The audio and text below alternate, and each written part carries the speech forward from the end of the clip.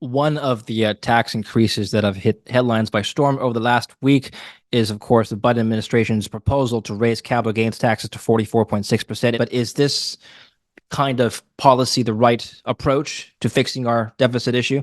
Well, I think higher uh, taxes on the very wealthy have to be part of the solution. They will make a very modest dent in the budget deficit, but they will also um, create a sense of fair burden sharing. There's, no reason that Warren Buffett should be paying lower taxes than his secretary. Higher taxes on the very wealthy has to be part of that solution. We're talking about the issue of the rising debt and deficit levels in the US, perhaps abroad. What do these figures mean for the future of our economy? The US federal debt continues to grow at a staggering rate. It's projected by the Congressional Budget Office to reach 192% of GDP by 2053. Many have warned about the US's rising fiscal situations, including Fed Chair Jerome Powell and JP Morgan CEO Jamie Dimon. Our next guest has a different take, slightly different take on what debt means for our economy and perhaps what our future may look like. He is Barry Eichengreen, the Distinguished Professor of Economics and Political Science at UC Berkeley. He was a senior policy advisor at the IMF between 1997 and 1998, and he is a co-author of the book called In Defense of Public Debt, which we'll be discussing today. Welcome to the show, Professor. Honored to meet you. Good to be here, David. Professor Eichengreen, so we'll be talking about your work, your book. You've met Janet Yellen, current Secretary of the Treasury. Before we get started, what is she like to work with? I don't know that we ever worked together, and we never co-authored research together or taught together, but Janet had an office in the economics department for a couple of years next door to me, and then later an office in the business school here at Cal. And to answer your question, she's a thoughtful person with a great sense of humor. Very good. Well, let's talk about the U.S. debt situation currently. So, several people on my show and others have commented that we are perhaps heading towards some sort of debt crisis, and the severity of this crisis is to be debated. But the figures are currently, Professor, 121% of debt to GDP, federal debt, the highest level since World War II. The U.S. is reported to be adding $1 trillion of federal debt every 100 days.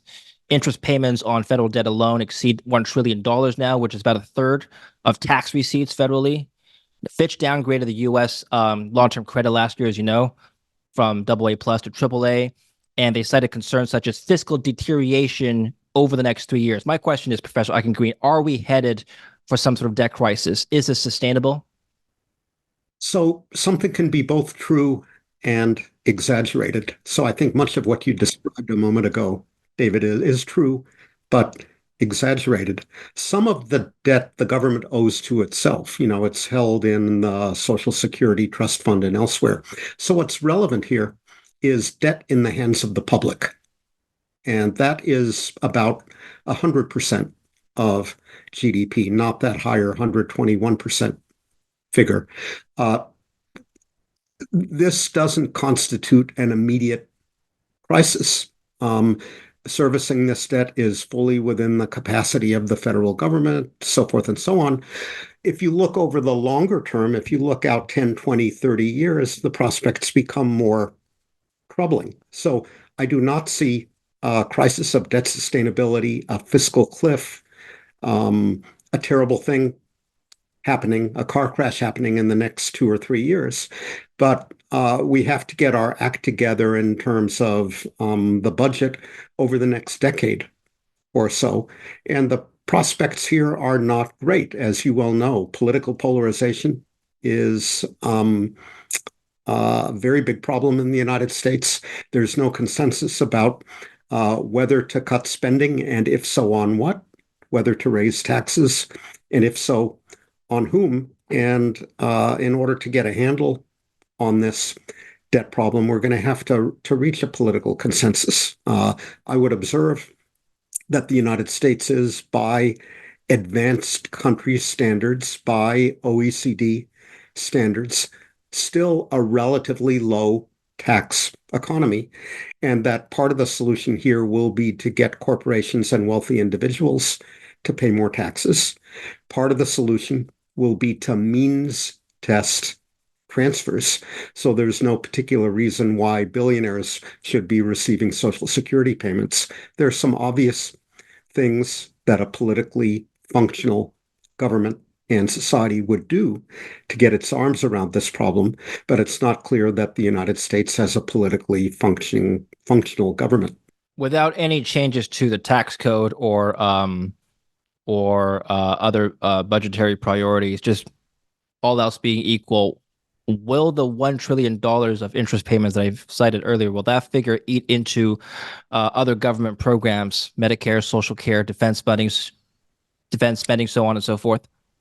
Absolutely. So the figures you cited before come from the Congressional Budget Office, and the CBO is mandated by law to project future debt and debt servicing costs on current law. In other words, on the assumption of no changes in the current tax laws and mandated spending programs and so forth. So yes, this debt in the hands of the public continues to rise. And after 2030 or so, it begins to rise alarmingly on current law.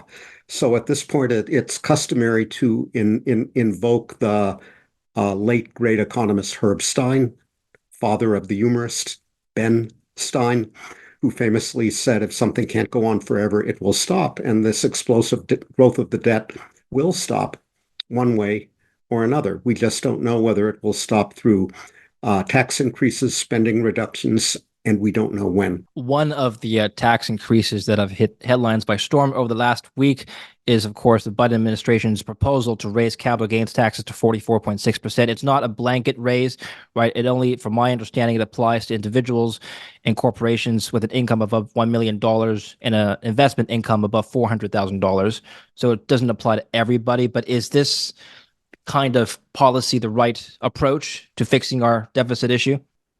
Well, I think higher uh, taxes on the very wealthy have to be part of the solution. They will make a very modest dent in the budget deficit, but they will also um, create a sense of fair burden sharing. There's, no reason that Warren Buffett should be paying lower taxes than his secretary. That contributes to the widespread belief that the tax system is unfair. And we're going to be able to get people and corporations to um, pay taxes only if they think that the burden is equitably shared. Higher taxes on the very wealthy has to be part of that solution. Higher taxes on multinational corporations has to be part of that solution as well. How would you respond to the argument then that taxing the wealthy and perhaps raising corporate taxes would incentivize corporations to leave? Or we might see a capital flight out of the US, or in the worst case, lower productivity. Well, number one, the evidence for that is relatively weak if you look at the empirical studies. Number two, that problem can be solved through international cooperation. So you will have noticed that Secretary Yellen and others have been negotiating an international tax agreement to harmonize corporate taxes so that corporations can't shift their royalty income to low tax Mhm. jurisdictions like Ireland or wherever. So international cooperation is an important part of the solution to this, as it is to many other problems. You've said in another media appearance that the US government needed to take on sizable debt levels to handle the 2020 pandemic, likening this to a parent who takes on debt to obtain life-saving surgery for their children. Can you expand on this? The argument of the book that you mentioned earlier, the 2021 book with co-authors in defense of public debt, is that issuing public debt is an important instrument for governments dealing with emergencies. So where does public debt come from? Historically, governments developed markets in public debt when they were forced to fight wars, defensive wars. In order to survive, they issued debt to raise the resources to support the military. It was part of an all hands on deck strategy. And the same thing is true for governments that are dealing with natural disasters or public health emergencies, or I would submit climate change emergencies. So going forward, we have to move away from fossil fuels by investing in costly um, capital goods that will provide us clean energy, electric chargers for our cars, so forth and so on. Those costs, which have to be paid up front, are going to have to be financed, hopefully by issuing debt now, and the savings on uh, future avoiding future climate disasters will enable us to service and repay that debt out of incomes that are going to be higher in the future than in the counterfactual where we do incur that climate disaster. So what has been true in the past about issuing debt to fight wars of survival or to avoid uh, allowing pandemics that could kill millions of people to run wild will apply in the future to climate change mitigation as well. How would you respond to, again, the counter argument that the government really has just created inflation through spending and widening the deficit, which we'll have to pay off later? Inflation is in a form, indirect form of taxation. Well, I think inflation is under the control ultimately of the central bank, of the Federal Reserve, or in your case, the Bank of Canada. Um, the central banks can come under pressure to buy government bonds, and that can have inflationary consequences. So for a long time, from 2008 through 2020, central banks bought government bonds, and that didn't have inflationary consequences because other things were exerting a deflationary effect on the economy. That's a reminder that government debt doesn't always and everywhere immediately translate into inflation. It didn't between 2008 and 2020 when government debts expanded dramatically. More recently, it has, but the Fed, to pick the obvious example, is pretty clear about its commitment to bringing inflation back down to 2% by 2024, give or take a year. There is a worry that some future US president, you can fill in the blanks, might uh, appoint like-minded people like-minded to that president, to the board of governors, and pressure the Fed not to prioritize inflation, but rather to limit debt servicing costs and allow inflation to run wild, in which case we will have a problem. So there is a potential problem. The solution to it is preserving the independence and the anti-inflationary mandate of the central bank. If we do that, I don't think those inflationary consequences that you're worried about will necessarily follow. So you mentioned that inflation is ultimately in the control of the central bank. I'm guessing, and please correct me if I'm wrong, Professor, but I'm guessing you don't subscribe to the theory that fiscal dominance is taking place right now, which is to say that fiscal policy is more important for generating or decreasing inflation than monetary policy. I agree with the point that fiscal dominance is a threat or a danger, but there's a solution to that problem, which is maintaining the independence of the central bank and appointing to the board people who prioritize inflation control rather than doing whatever the government asks it to do. Right. And do we have overwhelming evidence that the central bank has maintained its independence and has more or less operated within its own agenda and not under the influence of the White House? Well, so politics are always lurking in the background when central banks make policy. But my own reading is that over the last year or two, the Fed has made abundantly clear that it prioritizes inflation control and that it will do what it takes to bring inflation back down toward 2% and keep it there. Okay. Whether the next president will permit it to maintain that commitment, time will tell. So you don't believe a debt crisis is imminent in the U.S. Can you draw on some historical examples in which in other countries perhaps government excessive debt either by private borrowing or government borrowing has led to some sort of economic collapse, and why America may be different today? Well, you only have to look at a country like Argentina, for example, to um, see how this plays out repeatedly over time. The United States has the advantage that its debt is denominated in its own currency, which uh, certainly helps. Uh, Other countries in Europe, Japan, are a reminder that there is no magic number at which debt becomes unsustainable. The evolution of the debt depends on the government's budget deficits, but which you and I have been talking about, but it also depends on the growth of the economy. What matters is the ratio of debt to GDP. And we in the United States are doing a pretty good job at growing that denominator, which tends to maintain the sustainability of the debt. Speaking of Argentina, which you brought it up, just as a side on Argentina, um, the government's extraordinary inflation levels. Javier Milei, during his campaign trail, promised to dollarize the economy. He didn't do it. Should he have done that?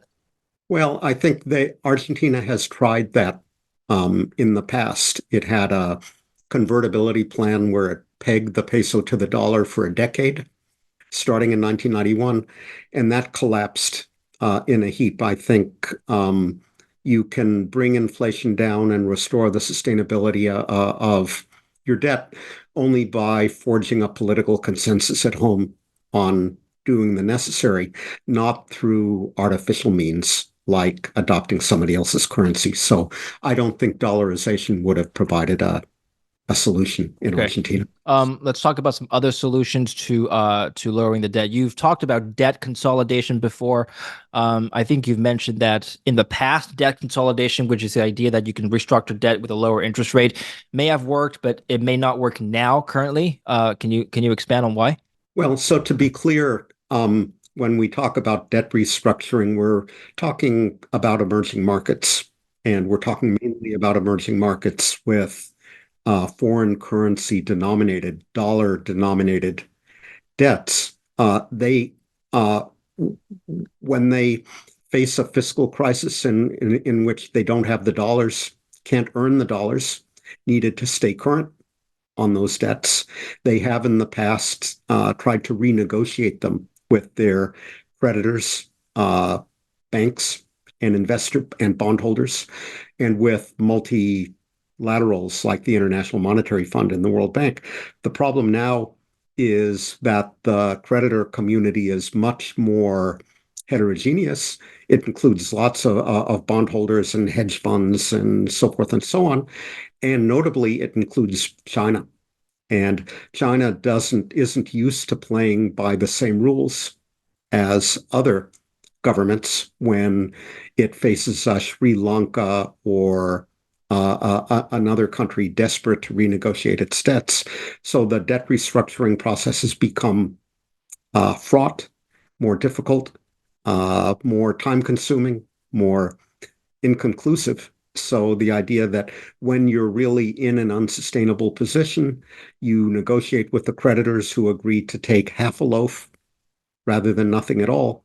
Completing that renegotiation has become much more difficult. So the point of a paper I wrote for the Kansas City Fed's Jackson Hole Conference last summer is that virtually all of the routes to bringing down high debts in emerging markets are foreclosed.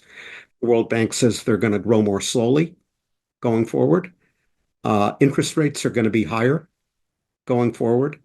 Debt restructuring will be difficult going forward, and running large budget surpluses over for an extended period is difficult in politically polarized societies, which is a simple way of characterizing politics in a whole lot of countries. Okay. And how would you evaluate the state of taxation today? Do you believe that there is a point in, let's call it the Laffer curve, in which a particular tax rate would optimize revenues?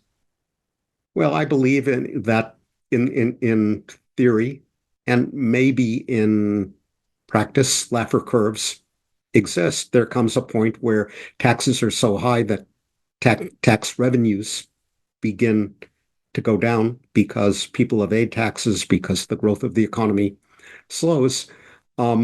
But whether we are approaching that point depends on the particular tax you're talking about, the particular country you're talking about. And as I said before, I don't think that overall the United States, to take the obvious example, is there. That taxes in the US are lower on average than in almost every other advanced economy.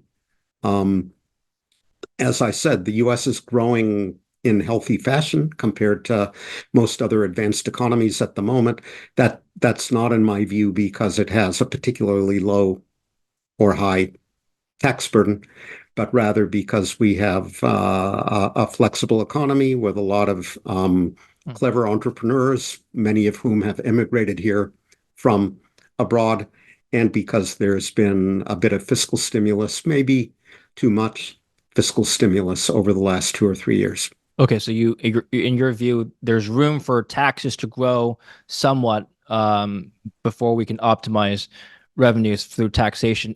Let me ask you this, Professor. Would there be a catalyst or an event which would prompt the government to act? In other words, either drastically reduce spending, in other words, austerity, implement austerity, or dramatically increase taxes. In other words, they Well, have to address debt. There's a problem. What is that problem? so in a variety of other countries, there has been a crisis where uh, all of a sudden the government cannot sell bonds to anyone. And either the central bank has to buy them, resulting in 300% inflation. That's the Argentine case at the moment, or the government defaults on its obligations. I do not see that happening in the United States for the foreseeable future. U.S. Treasury bonds are still regarded as the one of the safest assets in the world. The market in Treasury bonds is deep and liquid. So I think what we are likely to see in the US over the next decade or two, if nothing is done, is gradual continuing increases in interest rates. Will that be enough to catalyze the kind of policy changes that you're pointing to, David? I don't know. Will that be enough to make the voting public decide we need to put in office in the Congress centrist politicians who can work across the aisle and agree on consensus policies that allow for adjustments both on the spending and the taxation side? I don't know, but the solution has to take one of those forms. Are you a proponent of modern monetary theory, MMT, or the idea that unless under certain constraints, higher government spending would indirectly lead to inflation? No, I'm not a proponent of MMT because I'm not always sure what it means. And to the extent Fair enough. that I understand what it means, that deficit spending is uh, never, under any circumstances, inflationary. No, I don't think that's a sensible economic theory. As I said before, if nothing is done in the United States, we are likely to see over time ongoing, if gradual, increases in interest rates that will make servicing the debt more difficult. That's why I think something has to be done. In your research, have you observed any relationship between the surplus or deficit level of the government and stock market performance? I mean, in let's just take the last decade, for example, since 2009 up until basically this year, the American stock market, for the exception of 2020, has seen the longest bull market in US stock market history. This entire period was coincided with rising deficit levels. So this relationship hasn't always been there in the past. It's somewhat inconsistent. What's your observation? Two observations would be number one, the behavior of stock markets depends on many other things, Mm-hmm. as you know, besides government spending, deficit spending, or otherwise. And number two, the impact of deficit spending on the economy and on the stock market depends on what the government is spending on. So if it's building tanks and bombs, versus building high-speed rail and um, factories, that is likely to have, you know, implications for the stock market. It depends on the composition and purposes of government spending as well as the level. Generally speaking, then, do you think that current government spending is conducive rather to higher asset prices in the future?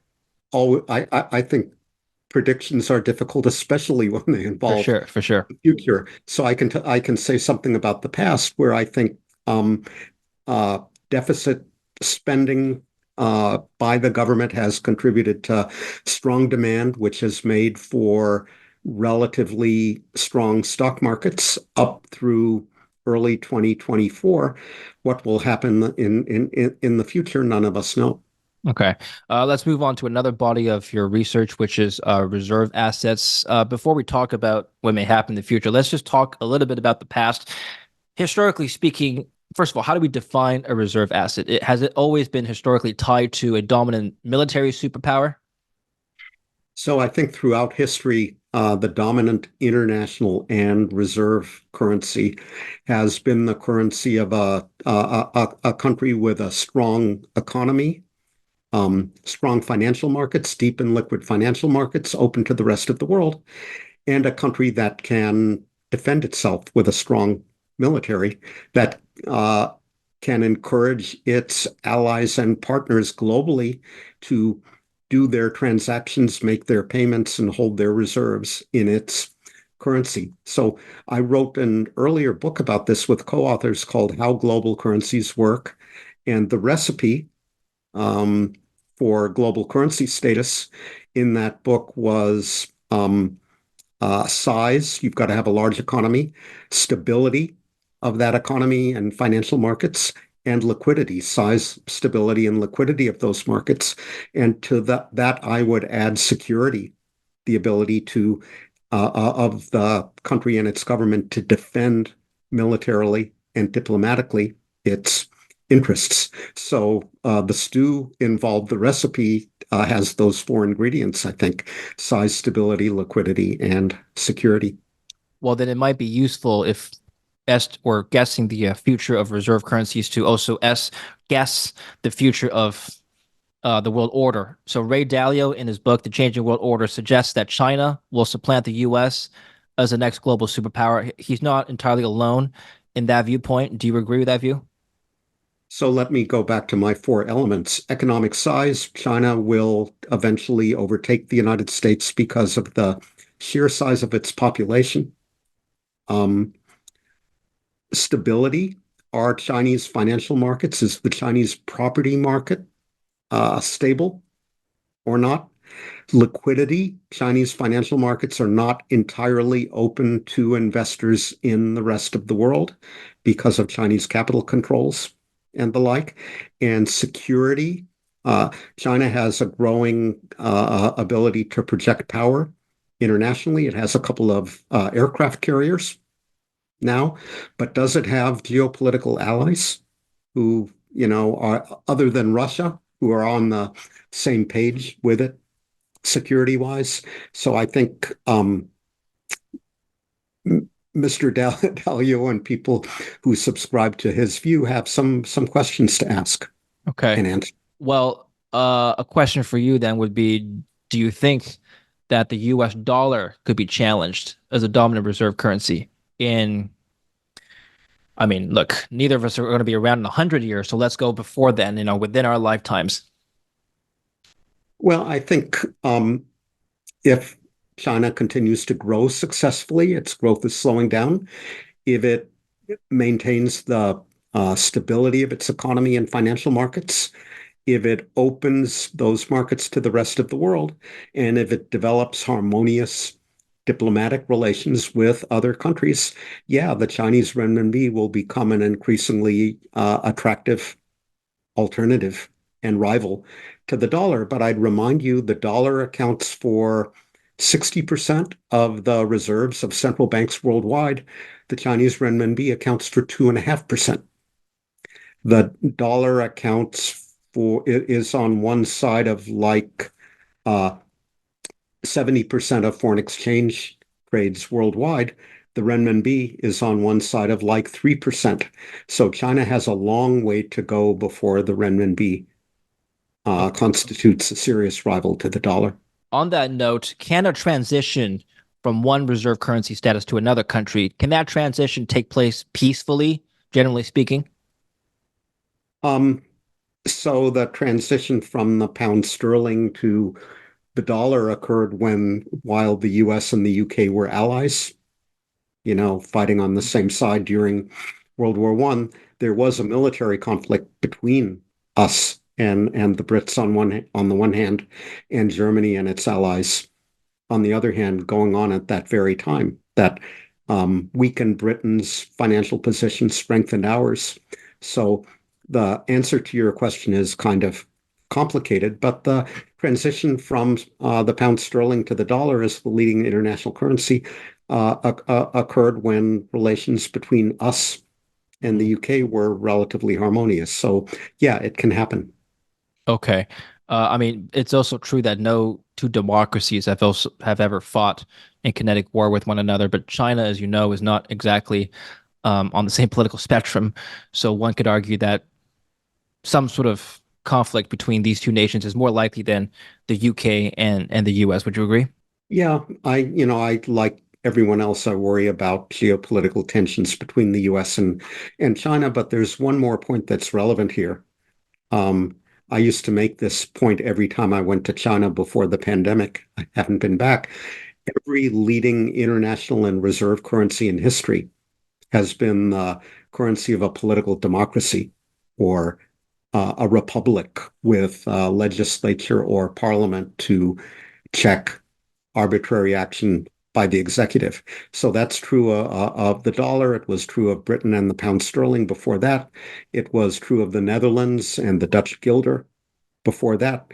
And it was true of the Republican city-states of Venice and Florence and Genoa in the 14th century, that investors are comfortable about parking all their assets in a country and its currency only if they're relatively confident about the stability of that country's policies because there are checks and balances, checks on arbitrary action by the executive. And that's not true of President Xi and the Politburo. Fair enough. Let's move on to a final subject of our discussion, which is CBDC, central bank digital currencies. You've written about this before in your article, "The Trilemma of Central Bank Digital Currencies." You wrote that well, you've argued that global adoption of CBDCs is somewhat unlikely due to political obstacles and a trilemma. Can you expand on what this trilemma is? Well, I'm not sure I would still subscribe to the trilemma language, but I think Yeah, this was C, written a few C, years ago, so maybe you've updated yeah, your views. CBDCs are still, as many of us say, a solution in search of a problem. Many of the things that they are lauded for, like enhancing financial inclusion, bringing down the cost of payments, can be accomplished through other means. Fast payment systems like FedNow, um, cheap bank accounts like India has mandated that its commercial banks provide. And in terms of cross-border payments, uh, we know how to make CBDCs convertible into one another. The Bank for International Settlements knows how to build a multiple CBDC bridge in cyberspace, but there are political obstacles there. Is the US, China, and other countries and their central banks going to be able to agree on how to govern and operate this bridge? So I think the answer is not for the foreseeable future, so that the use of CBDCs in cross-border payments is going to remain limited. The dollar will therefore remain the dominant vehicle for Mhm. completing those payments. Well, regardless of what countries can use this for, I think that would be the next question is why they're doing this. Because according to some reports, like the Atlantic Council, for example, there's currently 134 countries exploring the possibility of introducing some sort of CBDC. Why is there this trend if, like you said, the dollar can just be used for the majority of cross-border payments? Well, I think there is a lot of trend following going on Okay. here, and there is a bit of fear in the background as well. So first there was fear of Facebook or Meta and its proposed um, stablecoin, Libra, it was called at the time. If and so, there was the fear that payments would migrate away from central banks toward Facebook or one of its rivals. So creating a CBDC was kind of a counter move there. Number two, the People's Bank of China is moving in this direction, and there's fear of China that China knows something, maybe, that the rest of us don't about the advantages of having a CBDC. So if China's doing it, we need to do it or to explore it as well. But fear of potential competition and being left behind and trend following and somewhat spurious arguments about things like financial inclusion are not a sound rationale for moving from exploration, which is fine, toward actual implementation, which I think is more problematic. Is there a trend of governments around the world wanting higher levels of surveillance or control or both on their populace? And a CBDC is the most direct way to do that. You could essentially monitor every single transaction that happens within a border if you move towards a cashless system. Is there any truth to that theory? Well, that's what people like Ted Cruz tell us we should be worried about. And I think, again, that's a spurious concern that even the People's Bank of China has made abundantly clear that it will only be able to observe limited information about transactions using its CBDC. And the Fed has made even more clear that anything that it ultimately moves forward with will not be a surveillance tool. You have to remember that if you go down and deposit $10,000 in your US bank, that information immediately gets reported to the US Treasury. So there's already financial oversight because we want to avoid money laundering and terrorist finance and tax evasion and so forth. So um, what matters more that my bank has to report to the Treasury every time I deposit $10,000 or that the Fed knows something about my latest transaction at Starbucks? I'm not sure which the bigger deal is. Well, the other concern is that even more extreme, and a more extreme measure would be the government directly controlling what you can or cannot spend money on. For example, just one example I've heard during the pandemic, let's say there is a curfew. You are not allowed to go out during the curfew, and so therefore you cannot spend money past 10 p.m., for example. Your bank account certainly wouldn't work. Is that something that you're concerned about?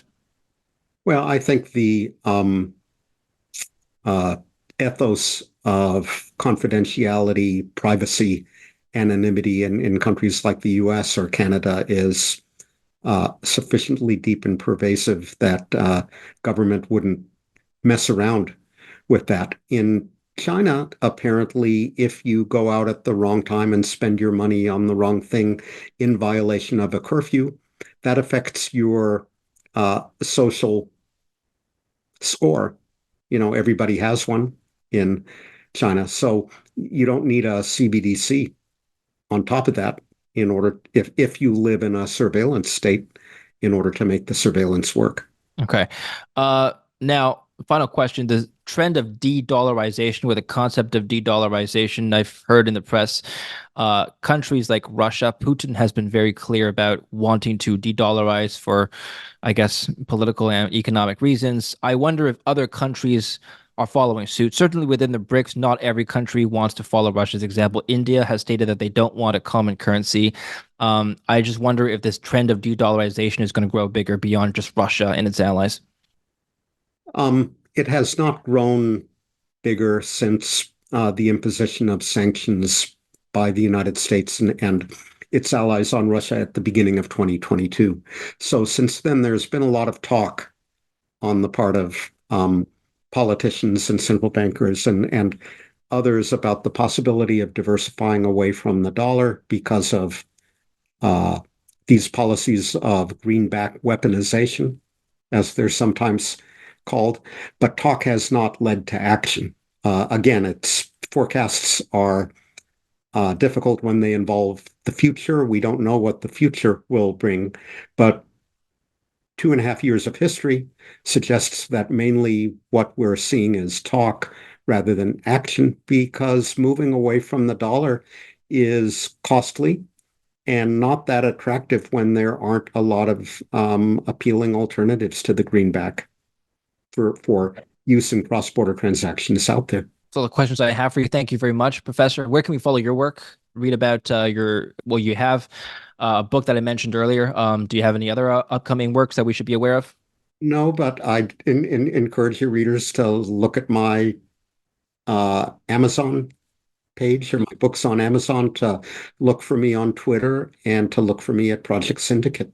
Okay, we'll put the links down in the description below. So make sure to follow Professor Eichengreen down below. Thank you very much for your time. Very educational. Thank you. Thank you, David. Thank you for watching. Don't forget to like and subscribe.